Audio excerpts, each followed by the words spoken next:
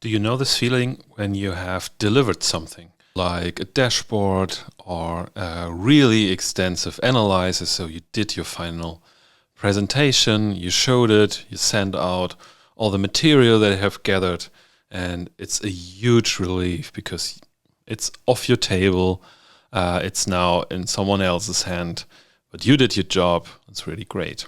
We could also call this throwing over the fence. So you basically delivered your part, you throw it over the fence to the business people, and off they go. And of course, because it's such a great material, they will do super great. They will achieve a lot of good stuff with the things that you did.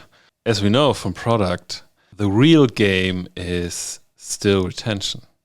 And retention in that case doesn't mean that they come back all the time to ask you something, but it's more like if the results or what you have created is really creating this kind of value that was the initial intention that it should create. I would see most of the data stuff that I did were not so perfect that they immediately created the value that it should. So they often really struggle in adaptation. And this can be due to time, this can be due to complexity, due to whatever, can be different reason. Delivering the first version of something is usually the start of a journey and often not the end of the journey. And what I really recommend, and I have to recommend it to myself as well, because I quite often forgot about it. It's like to follow up afterwards, to really say, okay, we have a cycle of 4 weeks, 12 weeks, 30 weeks. These are basically the point in time where I go back and ask the team, okay, how's it going? Do you use what we have delivered for you? Does it work? Does it help you? How does it help you? What's not working for you?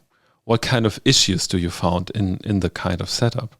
And what is missing? What maybe needs to be extended? So if you work internally, so of course this feedback is basically the backlog for the next release. Even this might be different for you to think in releases.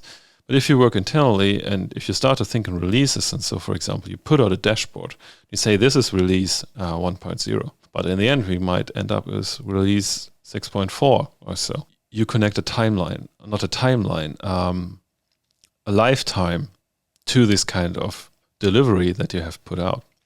And that makes it interesting because once you do this and you think about future releases, you make sure that it gets better over time. And so then this kind of feedback is quite natural.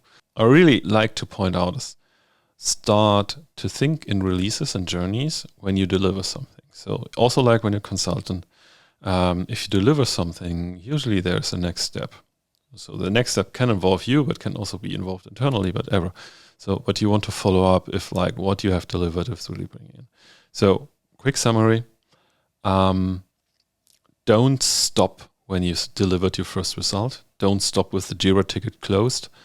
Take the next step. Ask the people, how does it work? Does it really fill the purpose? Especially for dashboards, it's really super important because maybe some stuff is missing and they just don't ask because they don't have time or they're afraid of the data team or whatever. Everything can happen. So follow up.